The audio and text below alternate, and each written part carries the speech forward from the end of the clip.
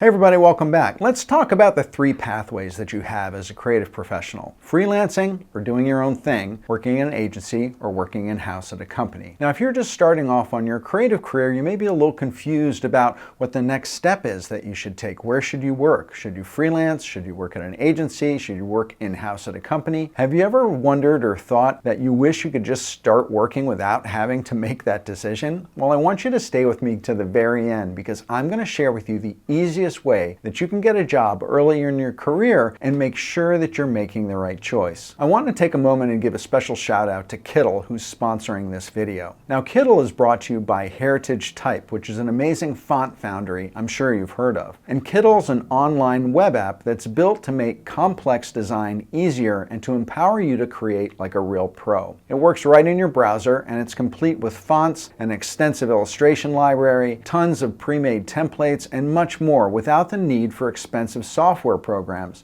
and the hours that it takes to learn them. Now, you can try Kittl yourself and get 3 months of a pro subscription free by clicking on the link in the description of this video. So I get asked this question a lot: should I freelance right out of school? People say, I want to have my own agency, I want to do my own thing. Why don't I just start doing that right now at the beginning of my career? But I recommend you really first figure out what side of the street you like best. And there are basically two sides of that street. So there's in-house, working at a company or a corporation in a design or a marketing department, and there's working at an agency, and freelancing falls into that category. Working for an agency, so someone else's agency, small or large, doesn't matter. Those two types of jobs are very different experiences. They both have their advantages and disadvantages. So let's look at the pros and cons of in-house versus agency, and then we'll talk about freelancing too. So what are the advantages of working in-house? Well, when you work in-house, you get to learn the client side of the business. What do companies want and need? How do they make decisions? You learn internal organizational structures. You learn different aspects of the creative industry: design, product development, marketing, digital, retail, advertising, from the client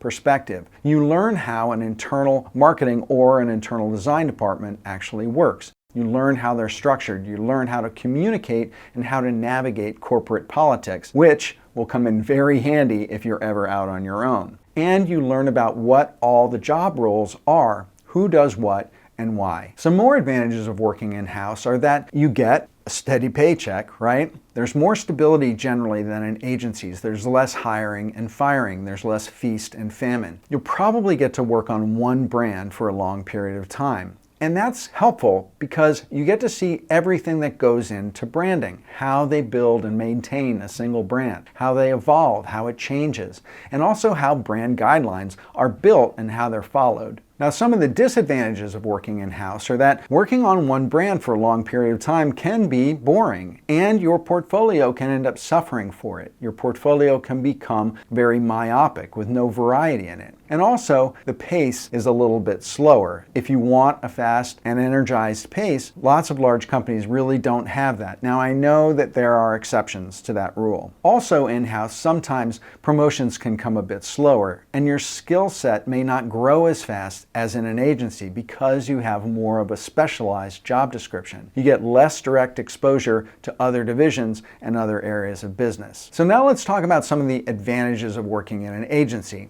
Agencies have a tendency to be very high energy, and there are long working hours.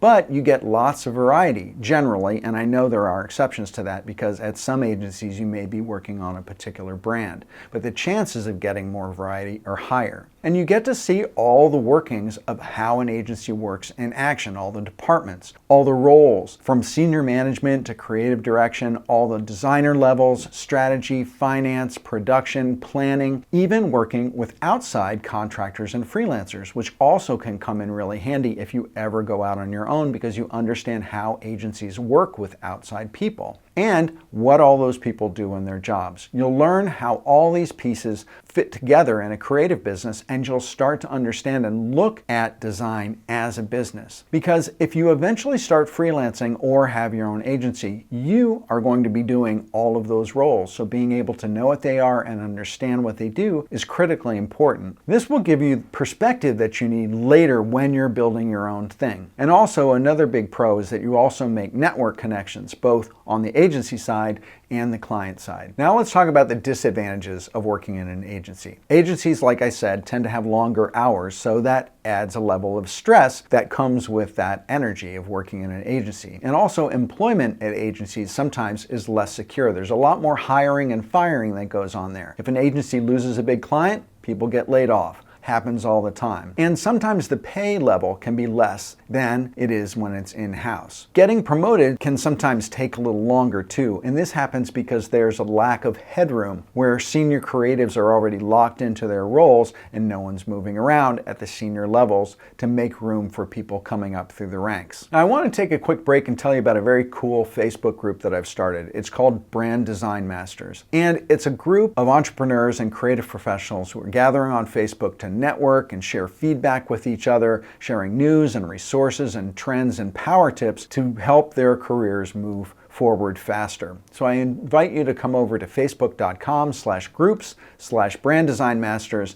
and join the group today. So what about freelancing at the very start of your career? People say to me all the time, I want to work for myself, so shouldn't I just start doing that right away? And my answer to that is usually no, and I'll tell you why. If you start an agency or go freelance without any experience in the agency business, it will take you years to figure out the basic workings of the industry. You'll have to figure out your own tools, your own processes, your own marketing and finances. You'll have to understand the agency business from scratch. You won't have any experience with the roles and responsibilities and what goes into running a business of that kind. You'll have to build it all from scratch. So let me tell you, that will take forever. And so getting some experience in the agency world before you go off on your own is really a smart thing to do. So let's say you do start working in an agency. What are you going to get exposed to there? Well, you'll learn how a design department hierarchy works, and you'll learn how to understand and use a creative brief. You'll learn how design is presented to clients. You'll get an understanding of how agencies win new business, about prospecting, about pitching. You'll also learn about brand strategy and how that drives design work. You'll get exposure to how products get scoped. You'll learn how to break them into phases and why are they broken into phases and how those phases are priced. You'll also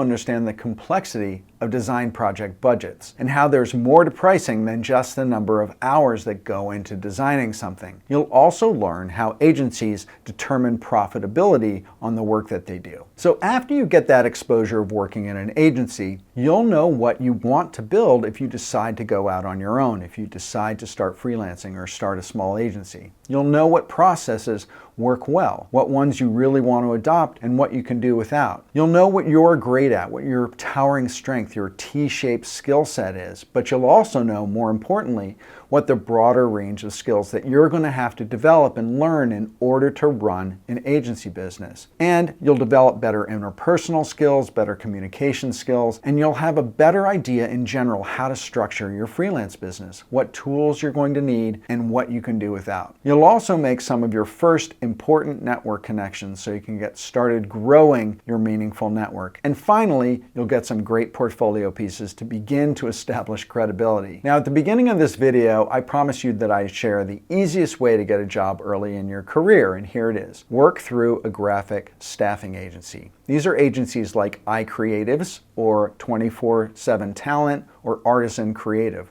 I'll put the links in the description of this video. By working through a staffing agency, you're going to get short-term exposure to in-house, to agency, to contract work without having to take a full-time job. And the added benefit is that the work comes into the staffing agency and then they farm you out. You don't have to go out and farm the work. So you'll be able to find out over time what the best fit for you is, what side of the street you feel most comfortable on before ever having to make a decision in some sort of a full-time thing. So if you want to learn more about staffing agencies, I did a great video on it called How to Get Your First Job in Graphic Design, and the link is going to be in the description to this video. And in that video, I go into depth about the pros and cons and the how-tos of everything having to do with working through a staffing agency. So that's it. I hope you liked this video on freelance versus in-house versus agency. And if you did like it, please hit that subscribe button and bang that notifications bell. And if you need help with your brand strategy, your brand design, or your professional creative career, reach out to me at philipvandusen.com and let's see what we can do to get you to the next level. And with that, thanks again for watching, and bye for now.